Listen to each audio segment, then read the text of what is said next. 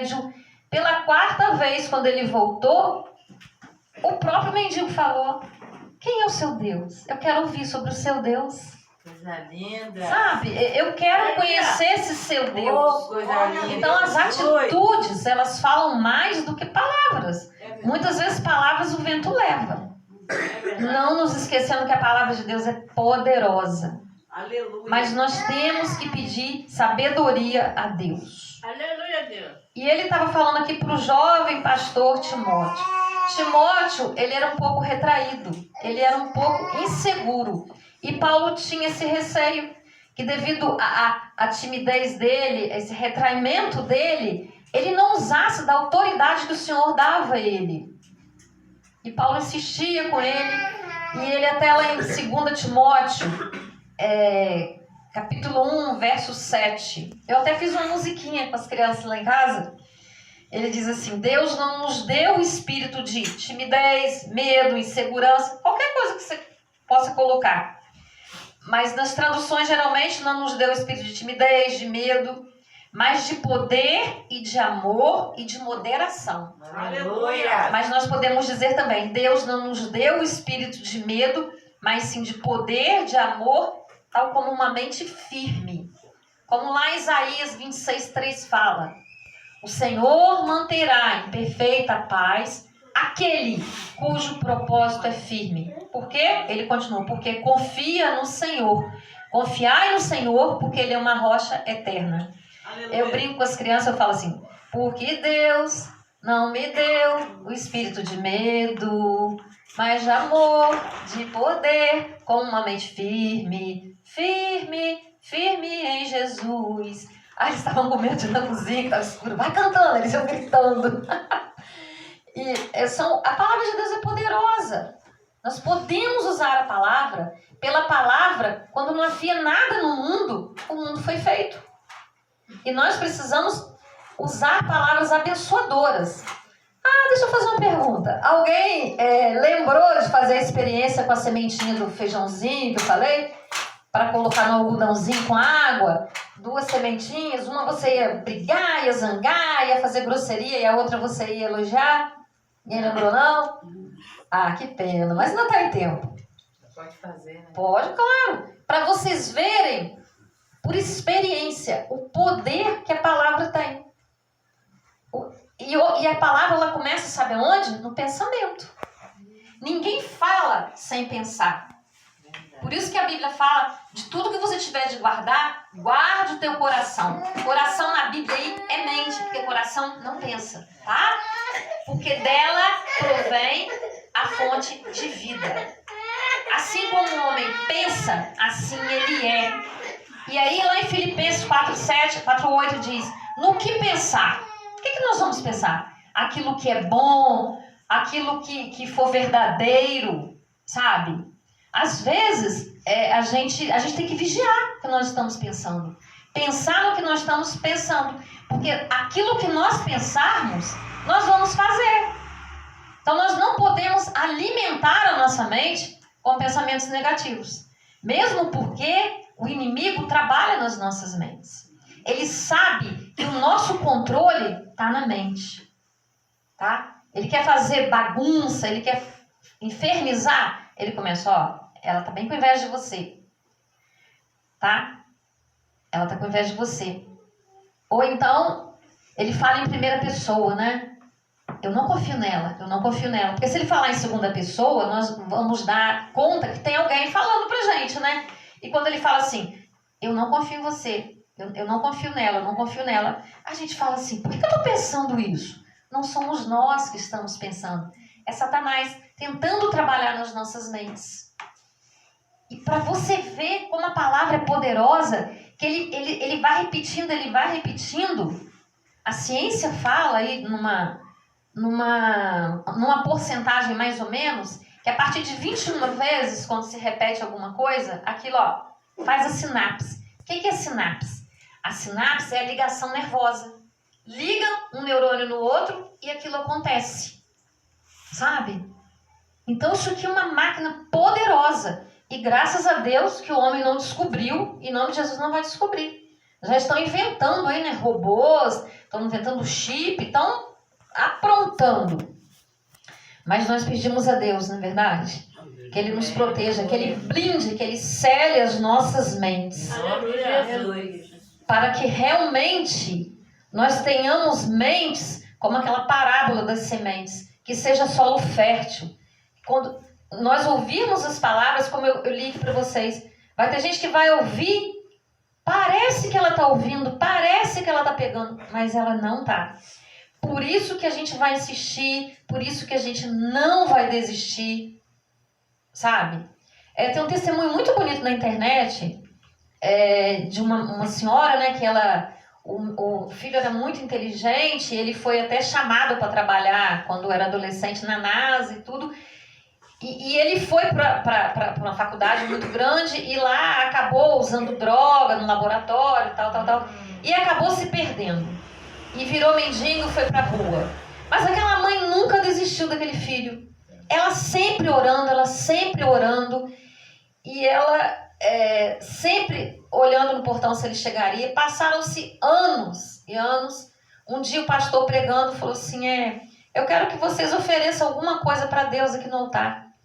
Ela já tinha mais de 80 anos. Isso é a filha dela contando. Ela foi e ofereceu o filho dela. Aí a filha dela falou assim, mãe, o que você foi oferecer lá, mãe, nessa idade que você já está? Fui oferecer o seu irmão. Mas meu irmão está sumido há quantos anos, mãe? Não, eu entreguei ele para o Senhor porque ele vai servir a Deus. Olha a palavra dela, olha a convicção dela. Um belo dia, recebeu um telefonema, né? Dizendo que teve uma enchente lá no sul e que tinha um mendigo, sem dente, sem unha, todo machucado, irreconhecível, mais morto do que vivo. E ela falou, meu filho, e eu vou para lá, compra a passagem de avião que eu vou. E ela falou, mãe, mas a senhora, eu vou, o meu filho vai viver, o meu filho, ele não vai morrer. Aí chegou lá, o médico disse, não tem jeito. Que não tem jeito o quê, doutor? E ela insistiu, ela brigou, disse que era uma baixinha, mas ela era muito brava. E olha, ele estava cego, ele já estava cego, sem unha, sem cabelo, não falava, completamente morto. Eu digo para vocês, ela juntou as irmãs lá, fez amizade, levou ela para o hospital, clamou, declarou a palavra. Olha, hoje esse homem é um dos grandes pregadores. Ele é professor de faculdade, ele voltou a enxergar. Olha, linda! Se vocês clicarem lá no YouTube, no Google, né? O mendigo que foi resgatado, tá? É uma moça... Eu gosto demais desse testemunho. Porque ela insistia, ela não desistia. Sabe? A filha, mãe, mas a senhora vai gastar a passagem toda, ele está morto. Ele não está morto. Eu conheço. Você conhece, né? Então, ela foi... Não estou contando tudo, né, mãe? Estou cortando os pedacinhos. Mas a fé dela, a confiança, a declaração da palavra dela é tremenda. Isso para a gente entender que há poder nas nossas palavras.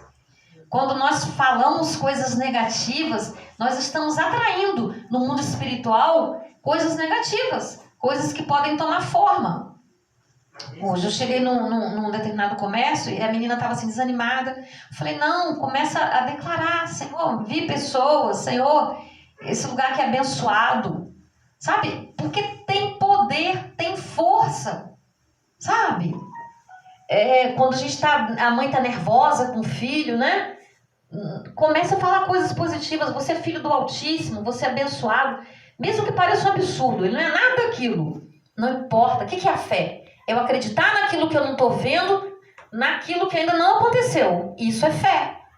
Então nós precisamos usar a palavra.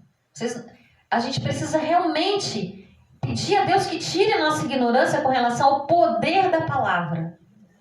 Quando a gente começar a entender a força que tem o pensamento e a palavra, olha, metade da nossa batalha já está vencida. Em nome de Jesus. Amém. Então vamos falar mais um bocadinho agora do pastor, né?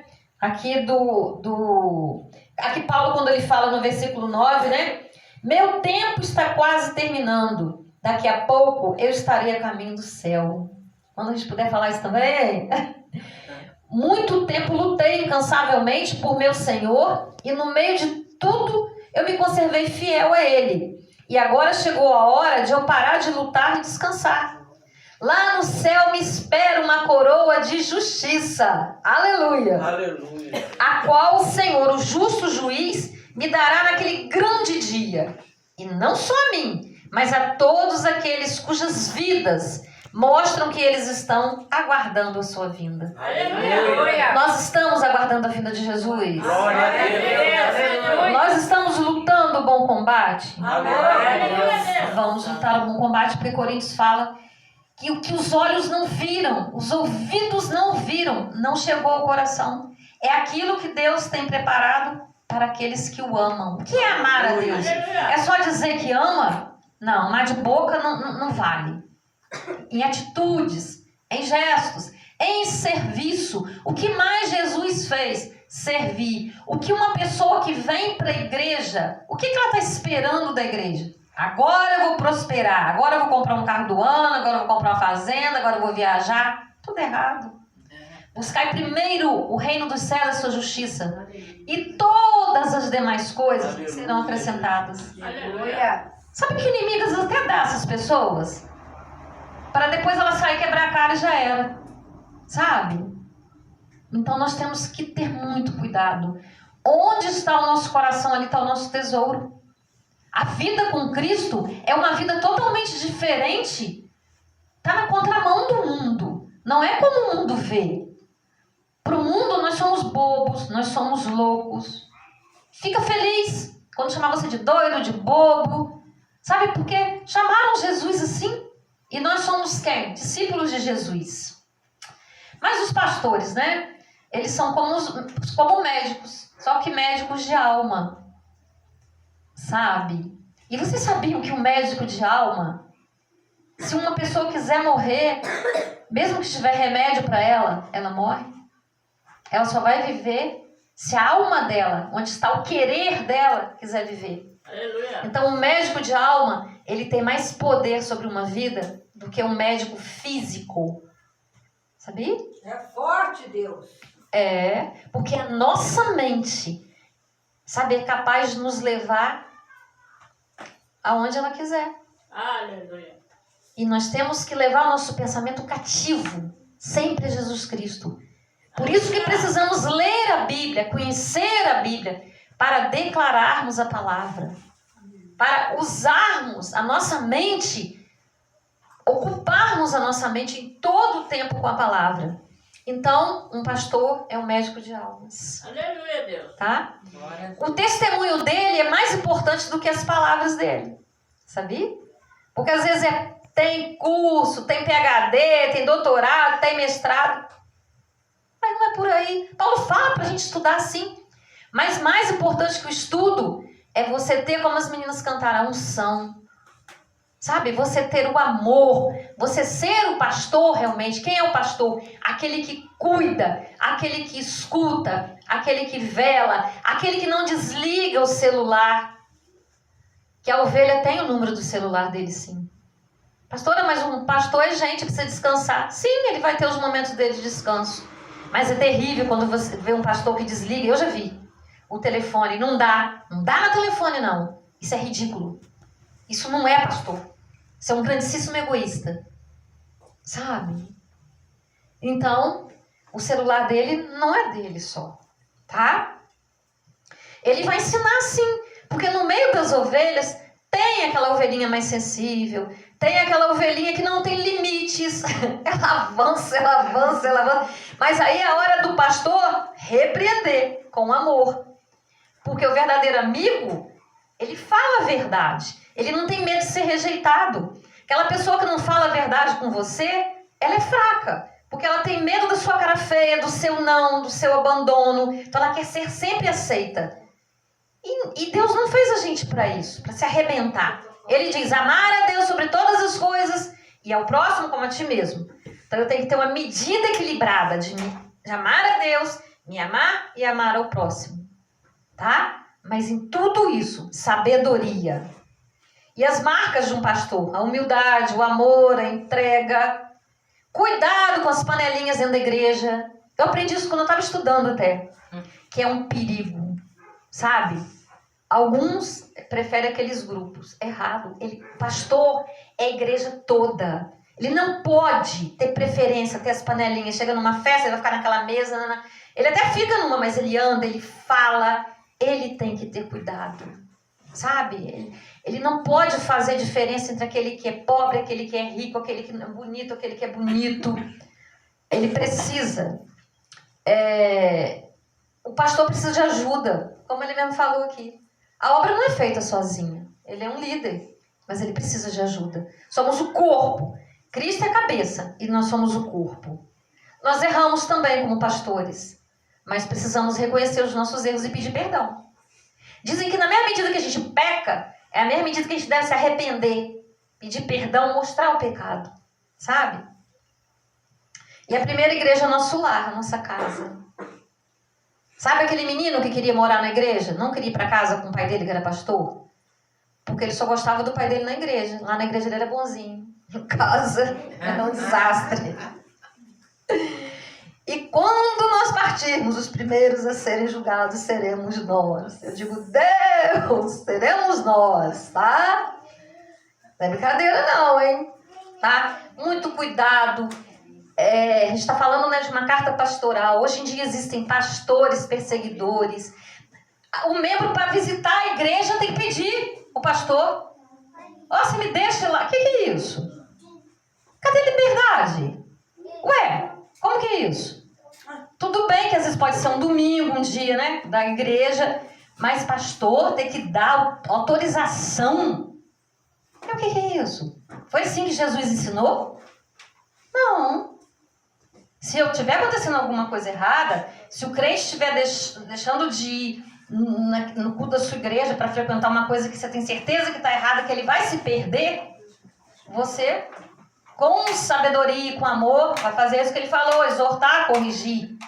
Mas não pode ser assim, tá? Mercenário, tá? Só fala no dízimo, na oferta, misericórdia, sabe? O dinheiro da igreja é para a igreja. O pastor é merecedor do salário dele. A Bíblia também fala isso. Mas, é a igreja. E tudo tem que ser transparente. Sabe? Deixa eu ver mais aqui. Eu notei uma coisa aqui muito interessante hoje quando eu estava... tá. O amor sempre encontra um caminho. A indiferença, uma desculpa. Né? Eu dei uma pulada assim, porque muitas vezes há muitas desculpas, né? Dentro da própria igreja, da liderança. Mas eu tenho isso, eu tenho aquilo, né? Eu domingo, quando eu falei, olha, eu não vou poder pregar e tudo mais, mas eu estava em jejum, né? E eu falei assim, Senhor, sempre quando eu faço jejum, eu quero saber, para o meu crescimento. Senhor, o que o Senhor quer de mim? O que está assim hoje? O que o Senhor tem para me falar? Aí ele falou para mim, você vai pregar lá terça-feira. Falei, Deus, aí meu neto quebra o braço. Gente, eu passei tanto mal hoje, vocês não fazem ideia. Eu passei muito mal hoje. Agora eu tô ótima. Eu fiquei umas 3 horas na cama. A minha filha falou assim, mãe, como é que você vai dirigir? Eu falei, eu vou dirigir. Quando eu chegar, ela vai passar tudo, chegar em casa. Aí é que eu tenho que ir. Né? Mãe, você tá arrependida de ter falado? Não tô não, porque eu ouvi Deus me falar que eu tinha que ir. Então eu vou. Coisa linda, Deus. Então, a gente tem pode ter muita desculpa. A mulher falou assim, vovó, hoje eu separei o filme, que ele tá com o braço e ele tá em tratamento, pra gente ver. Eu falei, a gente vai ver, filho. Parei de ver. Vovó tá indo pregar. Eles não puderam vir, né? Queria até vir, mas não podiam vir. Então, nós precisamos nos cuidar. E lembrar que um crente que passa por problemas, uma coisa muito importante, o diabo adora esbofetear para debochar. Tá passando por isso porque está em pecado. Tá passando por isso porque fez alguma coisa errada. Onde está o seu Deus? Jó. E Jó, hein? Lembra-se de Jó? Deus estava provando Jó. Deus tem maneiras de nos trabalhar, de permitir, tá? Que nós cresçamos. Todos os nossos desafios, todas as nossas dores, todas as nossas angústias, Deus aproveita todas elas para nos lapidar. Aleluia. Eu não sei o quanto eu preciso de paciência, sabia? E cada dia que passa, eu falo para Deus, Deus, eu não me conheço, eu achava que eu me conhecia. Hoje, com mais idade, eu reconheço que eu não me conheço, que só quem me conhece é o Senhor. Eu acho que Deus já chega nessa prova. Mas Deus, verdade que eu não sei o que eu preciso, né? Aonde o Senhor quer me levar? O que o Senhor quer que eu faça? E aí Ele me consola, Ele me dá palavras. O barro não pode virar para o oleiro, né? O vaso dizer, ó, não é assim não, é a voltinha aqui que você vai dar. Não, o oleiro é o oleiro. Ele nos conhece. E se nós decidimos seguir Jesus, se nós decidimos estar na igreja, a nossa vida será outra. Nós iremos na contramão do mundo. E mais do que nunca, quando ele fala aqui, não tenha medo, vamos fazer o que é correto. Porque se nós não fizermos, se nós tivermos medo, formos covardes, nós vamos ganhar o inferno. E ainda que nós morramos, não importa, morre a carne, mas nós ganharemos um corpo glorioso. Ah, é fácil falar isso? É, realmente é fácil falar. Mas Deus nos dá a condição para viver. O Espírito Santo nos capacitou para tudo a partir de Cristo. A partir de Cristo, Ele nos deu essa condição. Nós precisamos fazer a nossa parte, colaborar, ler a Bíblia, orar, louvar, cuidar da nossa língua, cuidar da nossa mente, cuidar do nosso corpo, que é templo do Espírito Santo, cuidar dos nossos relacionamentos e tantas outras coisas mais. Nós temos muito que cuidar, muito que trabalhar, para realmente, né? Ela falou assim, ela pegou vários vasos, né? Ela falou assim, esse vaso aqui tá quebrado, esse vaso aqui tá rachado, esse vaso... Ela falou assim, que o vaso ainda estava... Vazio. Ele estava ainda sendo moldado. Ele ainda estava sendo moldado. Dá eu aí, ó.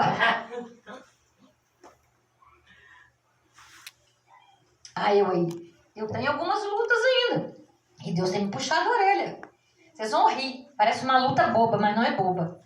Deus falou pra mim assim, se você não parar de comer doce, você vai fazer 1/3 do que eu tenho pra você fazer na minha obra. Vocês acham que eu já cheguei no ponto de comer aquilo que eu sei que Deus quer? Ainda não consegui. Eu sou apaixonada por bombom. Eu sou...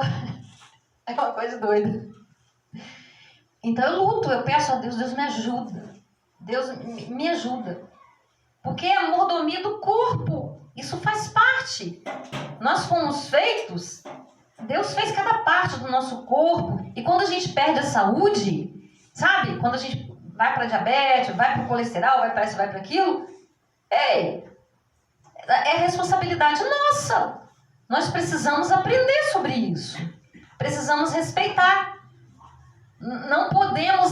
muitas vezes a gente faz isso, sabe? O açúcar, ele satisfaz a ansiedade. O que é ansiedade? É falta de fé, realmente.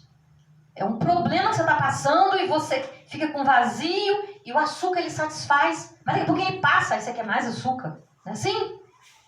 Então tem uma série de coisas que a gente pode pensar assim, mas isso aí não faz parte da igreja. Faz. Na Bíblia tem tudo isso. Tudo. Paulo fala para Timóteo tinha problema de estômago.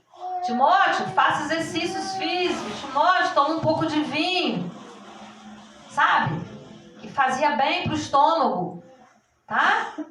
Então, há uma série de aprendizados, há uma série de coisas. Tudo na Bíblia são ensinamentos para nós. E nós precisamos nos dedicar. Que a coisa mais importante na nossa vida é o nosso espírito. Não é isso? Porque todas as demais coisas ficarão aqui. Quem tem certeza que amanhã vai estar vivo? Eu acho que eu vou estar. Mas eu duvido também, assim. Eu não posso ter certeza absoluta se Deus mudar de ideia, assim, falar, não, vambora. E aí? Nós temos que estar preparados, não é verdade? A coisa mais certa que nós temos é que nós partiremos. E nós temos que estar preparados, tá? Perfeição nós não vamos alcançar aqui. Mas nós vamos nos esforçar sempre. Deixar o que ficou para trás Sabe? E como diz Paulo, vamos nos lançar, continuar nos lançando adiante. Jesus não gosta de pescar passado, que a gente fica pegando o passado, e com o passado vem a mágoa, vem o ressentimento, vem a culpa. Nós temos que resolver as nossas questões, sabe? Passar limpo, sentar com alguém para conversar. Ninguém caminha sozinho. Jesus não caminhou sozinho. Paulo, o grande apóstolo, não caminhou sozinho. Ninguém caminha sozinho nessa vida. Nós precisamos de alguém para caminhar conosco, para nos ajudar. O pastor sozinho não dá conta de tudo, de todos, não. Senão ele pira, sabe? O que mais a gente vê falando aí é suicídio de pastor. Por quê? Tem muitos pastores querendo dar uma de super-herói, achando que é o próprio Deus. E não é.